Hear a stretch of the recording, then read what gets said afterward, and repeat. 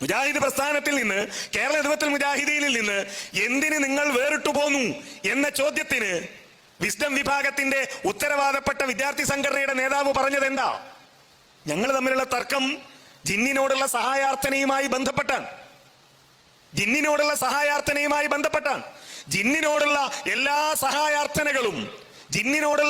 സഹായാർത്ഥനകളും ശിർക്കാണ് എന്ന് KNM പറയുന്നു. എന്നാൽ അതിൽ ശിർക്കാവാത്തതുമുണ്ട് എന്ന് ഞങ്ങളും പറയുന്നു. തുറന്ന് പറഞ്ഞല്ലോ ഈ ആളുകൾ. ഇക്കാലം വരെ എന്താ ആളുകളോട് പറയൽ? ആർക്കാ ഇതിൽ തർക്കമുള്ളത്? ജിന്നിനോടുള്ള സഹായാർത്ഥന ശിർക്കാണെന്നുള്ള കാര്യത്തിൽ ആർക്കാ സംശയമുള്ളത്? ഇപ്പോഴും സോഷ്യൽ മീഡിയകൾ പരിശോധിച്ചാൽ ചില ആളുകൾ അതിങ്ങനെ ന്യായീകരിച്ച് ദുർവ്യാഖ്യാനിച്ച് അത് എങ്ങനെയെങ്കിലും ഒന്ന് മുജാഹിദ് പ്രസ്ഥാനത്തിന്റെ വാദം തന്നെയാണിത് എന്ന് വരുത്തി തീർക്കാനുള്ള ശ്രമത്തിലാണ്.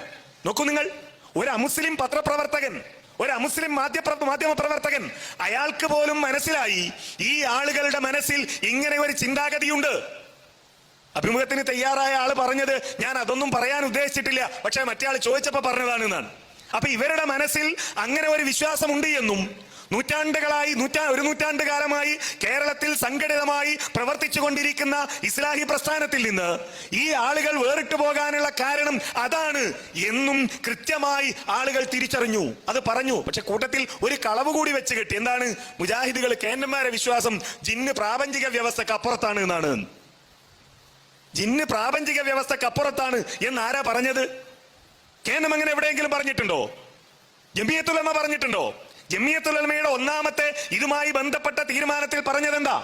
മനുഷ്യനെ സംബന്ധിച്ചിടത്തോളം അദൃശ്യവും അഭൗതികവുമായ ജിന്ന്, മനുഷ്യനുമായി ബന്ധപ്പെട്ട ചർച്ച. ജിന്ന് പ്രാപഞ്ചിക വ്യവസ്ഥക്ക് അപ്പുറോ ഇപ്പുറോ എന്നൊന്നല്ല ചർച്ച. മനുഷ്യനെ സംബന്ധിച്ചിടത്തോളം അദൃശ്യവും അഭൗതികവുമായ ജിന്ന്, ആ ജിന്നിനോട് മനുഷ്യൻ നടത്തുന്ന സഹായാർത്ഥനകൾ അത് ശിർക്കാണ്. അതിൽ ശിർക്കാവാത്തതില്ല, എല്ലാം ശിർക്കാണ് എന്ന് ജമിയത്തുൽ ഉലമ പറഞ്ഞു.